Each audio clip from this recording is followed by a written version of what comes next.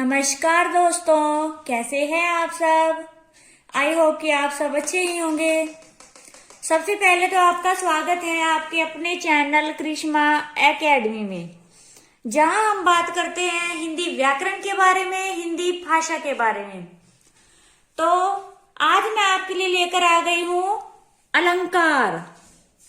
हमने last video में अलंकार की बात की थी। अलंकार के दो भेद होते हैं, शब्दालंकार और अर्थालंकार। शब्दालंकार वो होते हैं जिनमें शब्दों के कारण चमत्कार उत्पन्न हो, शब्दालंकार कहलाते हैं। आगे हम बात करेंगे अर्थालंकार। जिन अलंकारों में अर्थ के कारण चमत्कार उत्पन्न हो वहां अर्थालंकार होते हैं। हमने लास्ट वीडियो में उपमा अलंकार, रूपक अलंकार, उत्प्रेक्षा अलंकार, मानवीकरण अलंकार, अतिशयोक्ति अलंकार, विभावना अलंकार और विरोधाभास अलंकार की बात हम विस्तार से कर चुके हैं। जिन्होंने मेरी लास्ट वीडियो को नहीं देखा वो प्लीज मेरी लास्ट वीडियो को देख ले ताकि आपको अच्छे से समझ आ जाए। तो आगे ये थे हमारे कुछ इम्पोर्टेंट, ठीक है, अर्थालंकार के भेद। उसके बाद और कुछ अलंकार हैं, इसमें से हम कुछ ही करेंगे। अगर हम सारे करने लगे तो वीडियो काफी लंबी हो जाएगी।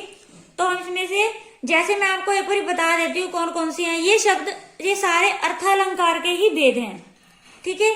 जैसे कि भ्रांतिमान अलंकार, दीपक अलंकार, अनयोक्ति अलंकार, प्रतीप अलंकार, अन्वय अलंकार, व्यतिरेक अलंकार, विशेषोक्ति अलंकार, ठीक है, इजी है वैसे तो। अर्थ अंतर्न्यास अलंकार, उल्लेख अलंकार, काव्यलिंग अलंकार, प्राय लिंग अलंकार, कारणमाला अलंकार, स्वभावोक्ति अलंकार, समासोक्ति अलंकार, संदेह अलंकार, ठीक है। ये भी कुछ विशेष अर्थ अलंकार के भेद हैं। तो सबसे पहले हम बात करते हैं भ्रांतिमान अलंकार के बारे में। अलंकार, देखो भ्रांति में क्या होता है, भ्रम, वहम बोलते हैं ना आपने सुना भी होगा, वहम का इलाज नहीं कोई, ठीक है।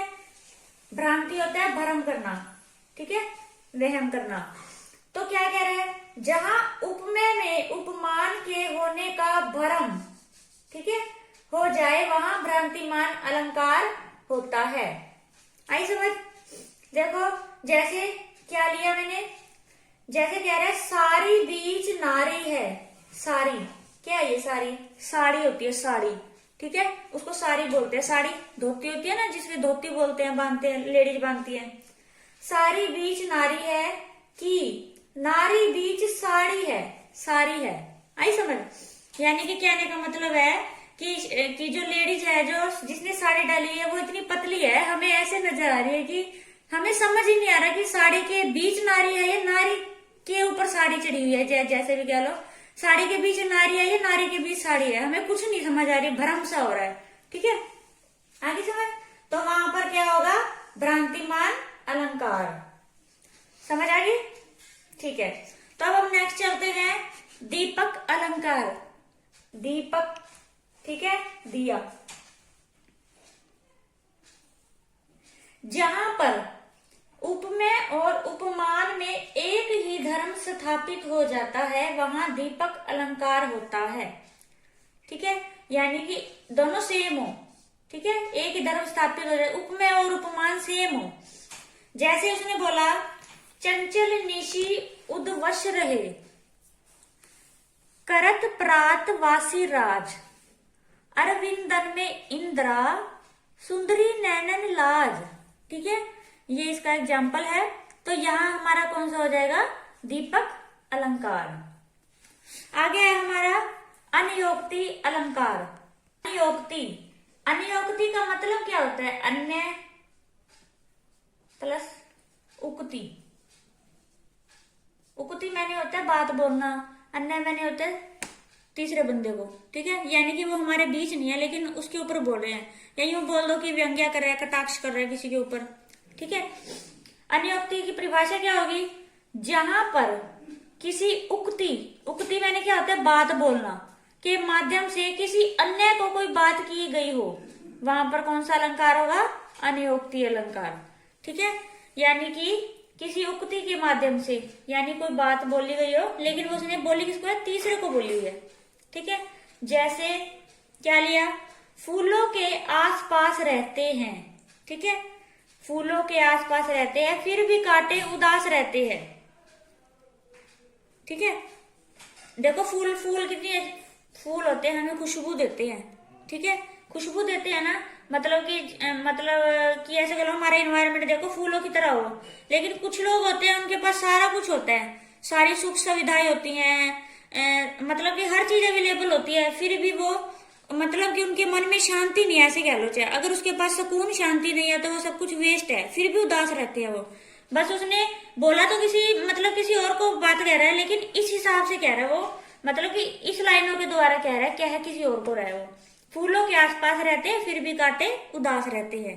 ठीक है, कांटे हैं, इतने अच्छे माहौल में रहते हैं, फूल दूसरों को खुशबू देते हैं, लेकिन फिर भी कांटे उनके पास रहते हैं, लेकिन फिर भी उदास रहते हैं। आगे समझ, आगे हम बात करते हैं प्रतीप अलंकार की। ठीक है, प्रतीप, प्रतीप का मीनिंग क्या होता है, उल्टा। ठीक है, उल्टा, विपरीत। जहां, अब क्या कह रहे हैं, जहां उपमेय, उपमेय तो आपको पता ही होगा क्या है, जिसकी तुलना की जाती है, यही होगा ना। उपमेय वो कौन सा होता है, जिसकी तुलना की जाती है, और उपमान का होता है जिससे तुलना की जाती है, जिससे। ठीक है, उपमेय को उपमान के समान न कहकर, ठीक है, उसने क्या किया, समान मतलब कि ना तो उसने उसको कंपेयर किया है उपमेय को उपमान के साथ, ना उसने उसको सेम वैसे के वैसे एज इट इज वैसे बताया है। तो क्या कह रहा है, उसने समान न कहकर उलट कर उपमान, जो उपमेय है, यानी कि इसको तो ये बोल दिया उसने, ठीक है, और उसको ये बोल दिया। ठीक है, दोनों के मतलब बदल दिया, इसको उपमान बना दिया, उपमान को उपमेय बना दिया। जैसे देखो उदाहरण है, वैसे तो ऐसे आएगा ना, उसके नेत्र कमल के समान है, ऐसे होता है ना। वैसे तो ये सीधी बात अगर हम कहें तो, लेकिन इसका एग्जाम्पल क्या हुआ, नेत्र के समान कमल है, उल्टा बना दिया। यानी कि जो नेत्र थे ये हमारा क्या था, ये उपमान था, इसने इसको आगे रख दिया, उपमेय बना दिया, और जो ये कमल थे ये हमारा उपमेय था, तो इसको ने क्या बना दिया, इसको उपमान बना दिया, पीछे कर दिया। नेत्र के समान कमल है। ठीक है, तो ये थे कुछ इंपॉर्टेंट अलंकार। ठीक है, आगे हम बात करते हैं उभय अलंकार के बारे में। तो ये थे हमारे शब्दा अलंकार। ठीक है, तो ये थे हमारे सारे कौन से थे अलंकार, अर्थालंकार। ठीक है, हमने शब्दालंकार के बारे में भी बात कर ली और अर्थालंकार के बारे में भी बात कर ली। उसके बाद तो क्या है, एक आचार्य भोज था, हिंदी साहित्य में जो कवि हुए हैं, उन्होंने क्या, जो अलंकार को 3 भागों में बांटा था। नंबर 1 शब्दालंकार, नंबर 2 अर्थालंकार, और नंबर 3 उभय अलंकार। ठीक है, हमने आपको ये तो पता ही है, शब्दों के कारण चमत्कार उत्पन्न होता है, शब्द अलंकार होते हैं, अर्थों के कारण अर्थों के कारण अगर चमत्कार उत्पन्न होते हैं तो अर्थ अलंकार होते हैं, और उभय अलंकार, उभय क्या होता है, उभय का मतलब होता है दोनों। ठीक है, दोनों, यानी कि क्या कह रहे हैं, जहां पर शब्द और अर्थ दोनों के कारण, शब्द और अर्थ दोनों के कारण साहित्य में चमत्कार उत्पन्न हो, वहां पर कौन सा अलंकार होता है, उभय अलंकार। ठीक है, वैसे आपको थोड़ा सा बता रही हूँ, इसके बारे में आपको नॉलेज होनी चाहिए। जैसे कजरारी अखियन में कजरारी ने लखाए। ठीक है, ये उभय अलंकार का एग्जाम्पल है। कजरारी अखियन में कजरारी ने लखाए। ठीक है, क्या कह रहा है, काली काली आंखों में काला काला काजल न लगाए। बात करते हैं कुछ ऐसे अलंकार हैं जो हमें सेम से प्रतीत होते हैं। ठीक है, तो उनमें थोड़ा सा डिफरेंस होता है। वो क्या डिफरेंस है, जिससे हमें पता चल जाए कि ये यमक अलंकार है, ये श्लेष अलंकार है, ये उपमा अलंकार है, और ये रूपक अलंकार है। ठीक है, अब थोड़ा सा हम इसके बारे में बात करते हैं। जैसे कि है यमक अलंकार, हमने किया था ना, तो इसमें क्या होता है, समान शब्दों का प्रयोग होता है। ठीक है, लेकिन उसका अर्थ हर बार अलग अलग होता है, उसका जो अर्थ है अलग अलग मतलब कि प्रतीत होगा हमें।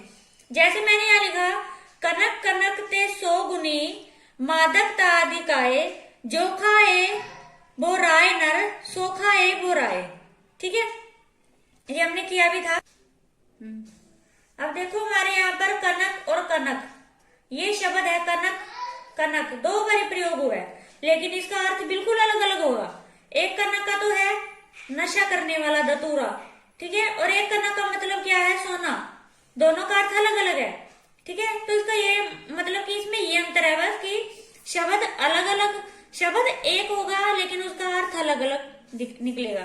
क्या होता है श्लेष में इतना सा फर्क होता है, शब्द एक ही होता है लेकिन उसका हर बार अर्थ अलग अलग होता है, यानी कि अर्थ अनेक हो जाते हैं। श्लेष का मतलब होता है चिपकना, यानी कि शब्द एक, उसके अर्थ अनेक सारे निकल जाएंगे।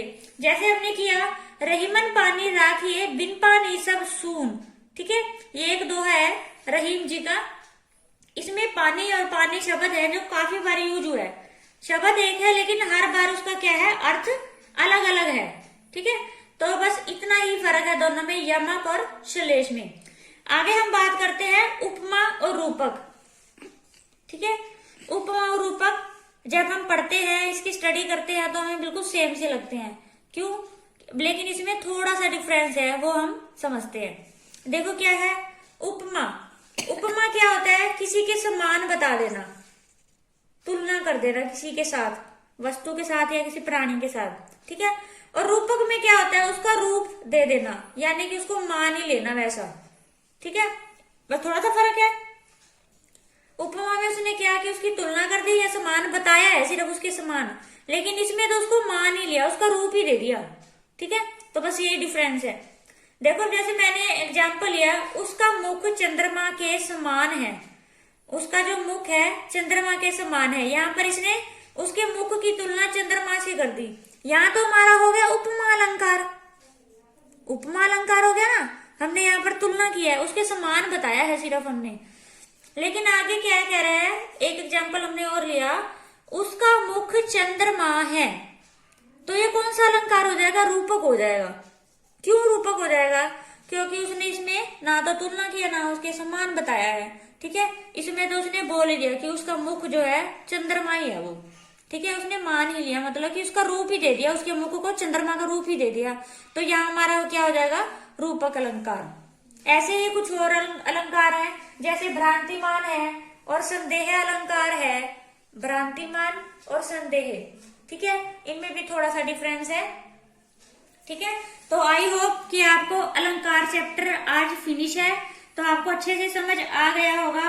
आप मेरी अलंकार के पार्ट 4 सारी वीडियो देखें, उसे लाइक करें, कमेंट करें, और अगर आपको अच्छी लगती है मेरी वीडियो तो आगे जरूर शेयर करें। और जिन्होंने मेरे चैनल को सब्सक्राइब नहीं किया है वो प्लीज मेरे चैनल को सब्सक्राइब कर दें। तो कल फिर मिलते हैं एक नई वीडियो के साथ, तब तक के लिए नमस्कार, टाटा, सत श्री अकाल, आदाब।